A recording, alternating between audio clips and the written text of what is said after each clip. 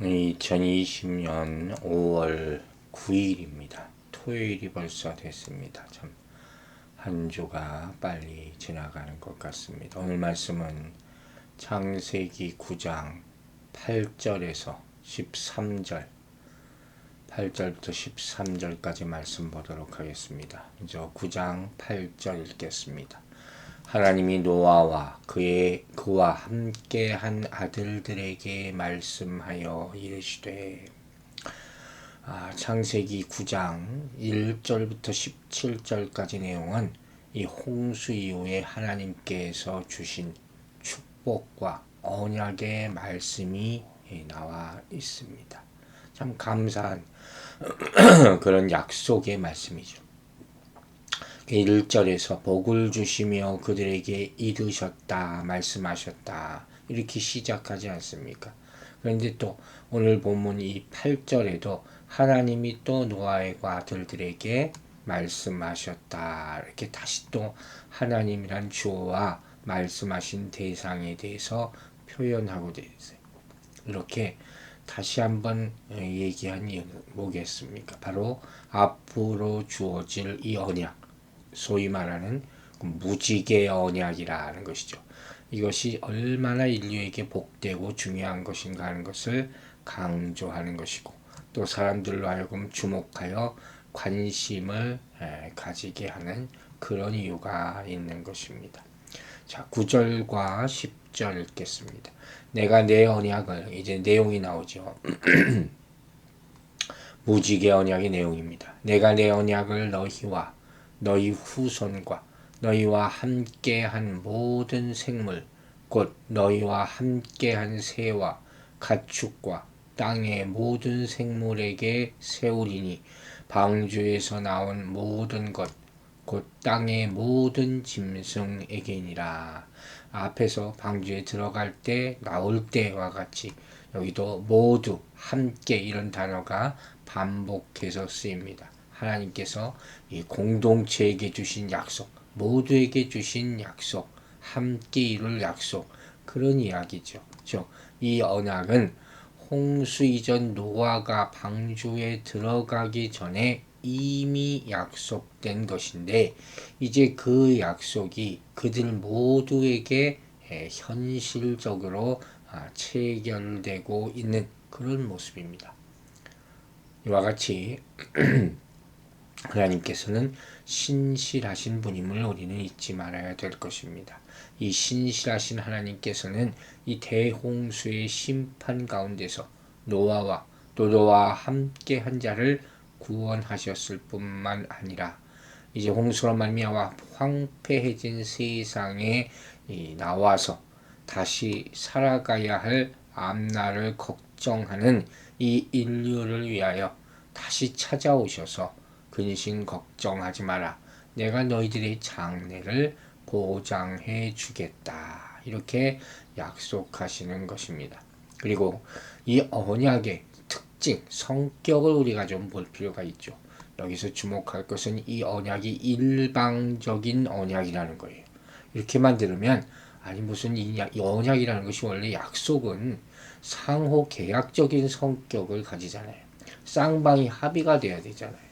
동등한 입장에서 쌍방 공동에게 이득이 돼야지 좋은 언약이라고 할 수 있어.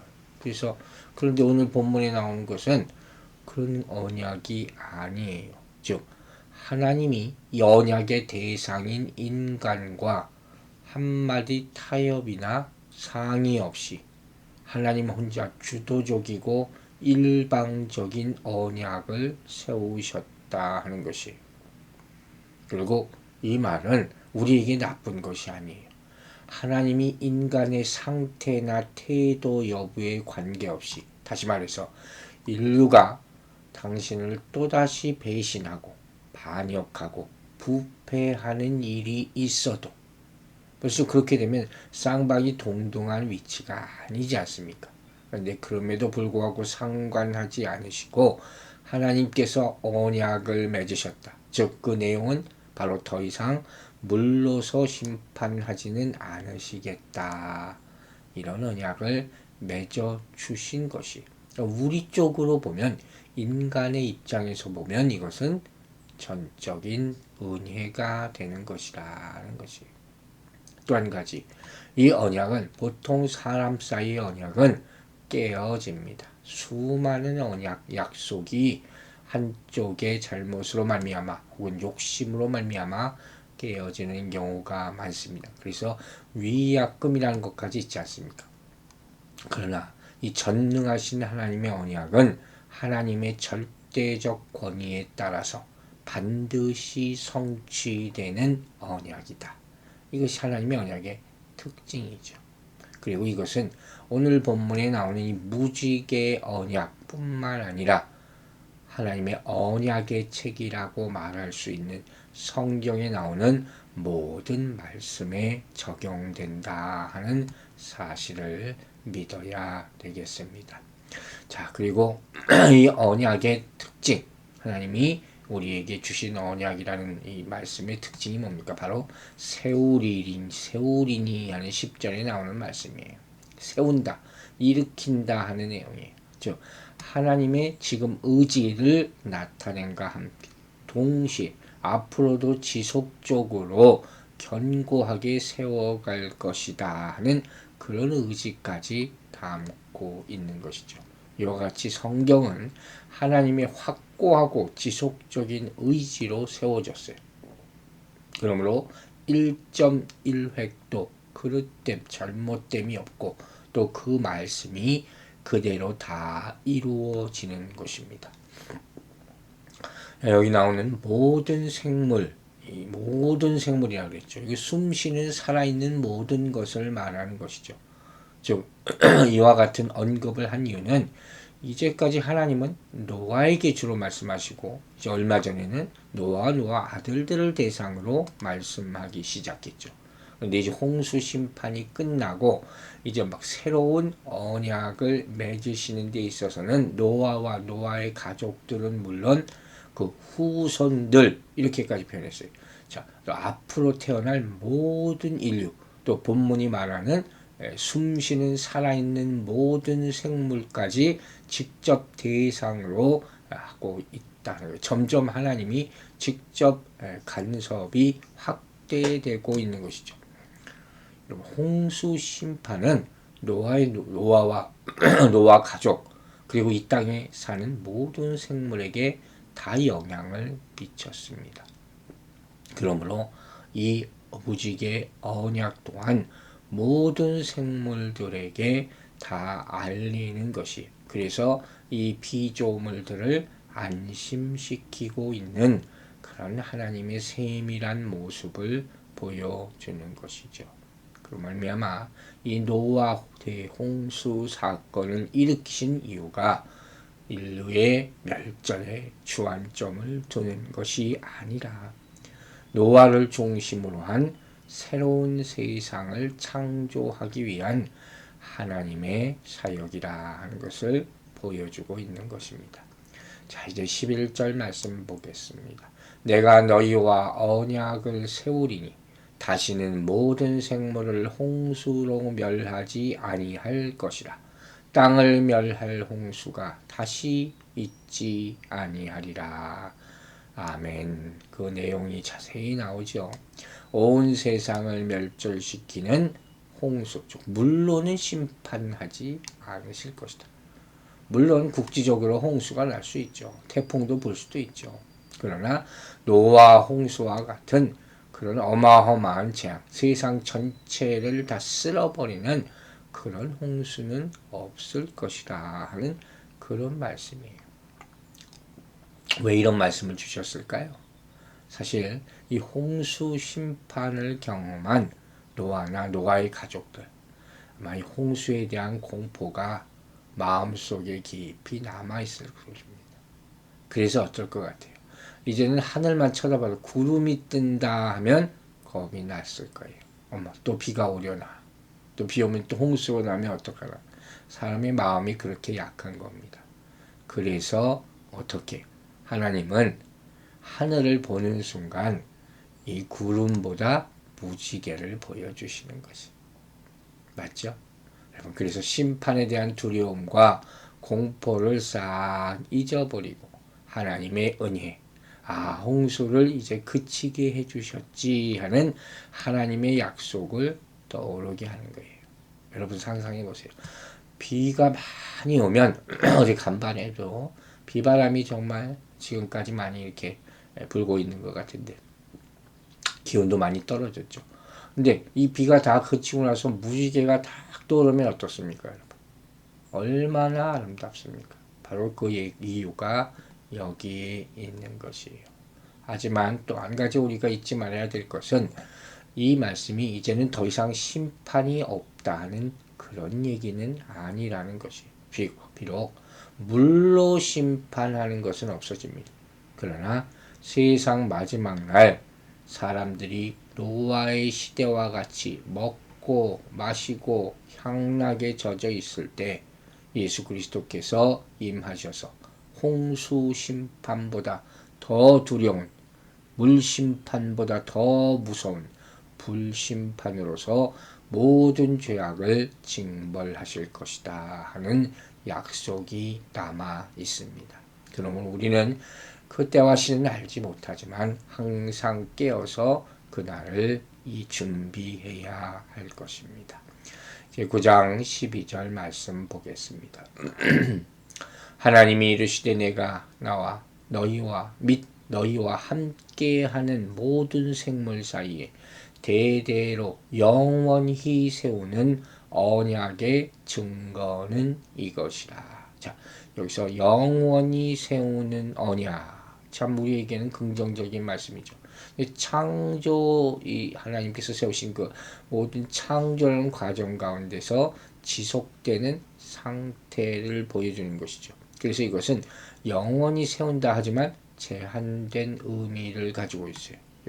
본문을 보면 하나님께서 이 땅에 오고 올 세대를 위하여 모든 생물 사이에 대대로 영원히 세운다 그랬어요.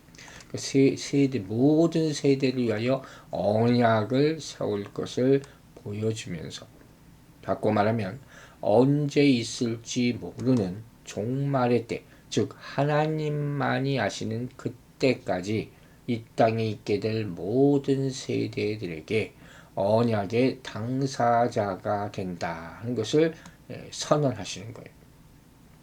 이처럼 이 세상의 세대가 계속되는 동안, 인류가 계속되는 동안 하나님의 언약이 지속적인 효과를 갖게 된다는 것이에요. 반대로 말하면 언젠가는 종말이 온다. 그 얘기죠. 여기서 말하는 언약의 증거는 뭡니까? 징조, 그죠? 사인, 표징. 누구나 알 수 있도록, 징조라는 게 뭡니까? 누구나 알 수 있도록 객관적으로 뚜렷이 드러나는 어떤 물증 같은 거예요. 저것이 보이면 무슨 일이 생기겠구나. 그러니까 하나님께서는 언약을 세우시되 아무리 의심 많고 변덕스러운 사람들이 할지라도 이 언약을 굳게 신뢰할 수 있도록 정말로 변함 없는 뚜렷한 증거를 세워주셨는데 그게 무엇이냐? 무지개다. 무지개. 그러나 우리가 분명히 또 그 가운데서 잊지 말아야 될 것은 언약이 중요한 것은 증거는 언약을 보증하는 징표에 불과하다는 것이죠. 그 자체로서 언약이 절대적인 권위는 가져요. 그래서 우리는 자꾸 징표를 보여주세요 하는 이게 얘기하는 게 아니에요. 말씀 그대로를 믿어야 한다. 성경이 절대적인 권위를 가지고 있다 하는 것입니다. 저는 성경은 바로 절대로 신실하신 하나님의 언약의 말씀임을 믿으시기 바랍니다. 그때 그것이 그대로 세상에 나타나고 이루어지게 될 줄로 믿습니다. 13절 보겠습니다. 내가 내 무지개를 구름 속에 두었나니 이것이 나와 세상 사이의 언약의 증거니라. 자, 무지개를 징표로 줬어요. 무지개라는 단어 참 재밌는 단어예요. 무지개는 히브리어로 캐세트라는 단어를 사용하는데 이게 1차적으로 무슨 뜻이냐면 활, 우리가 쏘는 활 있잖아요. 이 활 모양으로 이렇게 무지개가 됐다 그래서 동일한 단어가 활에 사용됐다 하는 말도 있고 또 활의 모양을 본따서 그러한 이름을 무지개에 적용했다. 뭐 둘 다 가능한 얘기죠.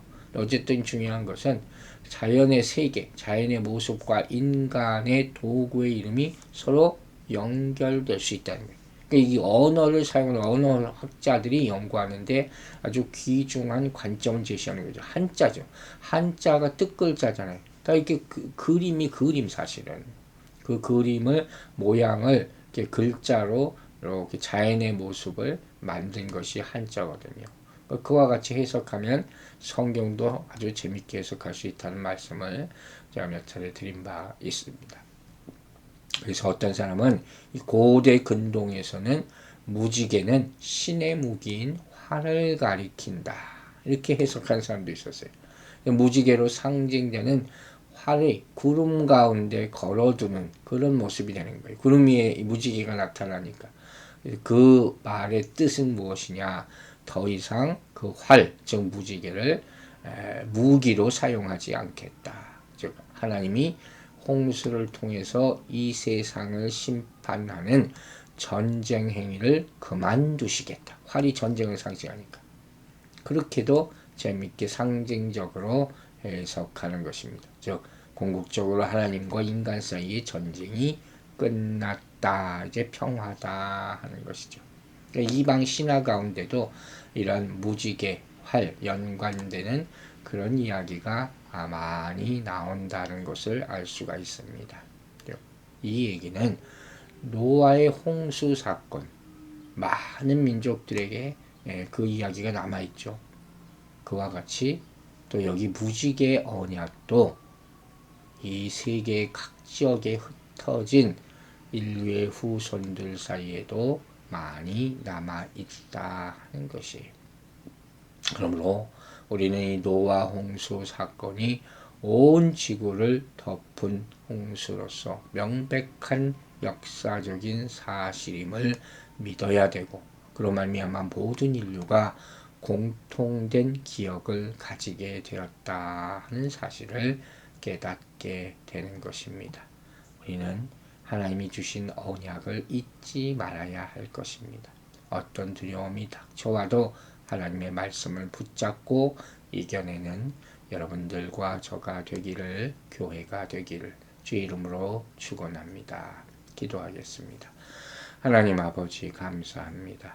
오늘 비바람이 치고 날씨도 많이 떨어진 그러한 상황 가운데서 우리 집안에 거하게 할 수 있게 하심을 감사드리고 방주 안에 거하게 하심을 교회 안에 거하게 하심을 감사드립니다. 마치 홍수 후에 하나님의 무지개 언약이 나타났듯이 우리 이렇게 두려운 인생 가운데서도 하나님의 능력의 말씀이 우리에게 떠오르고 믿게 하여 주셔서 이 어둡고 또 힘든 상황들을 잘 이겨내고 말씀을 붙잡는 사람에게 하나님의 축복들이 임하게 하여 주시옵소서. 감사드리며 예수 그리스도의 이름으로 기도했습니다. 아멘.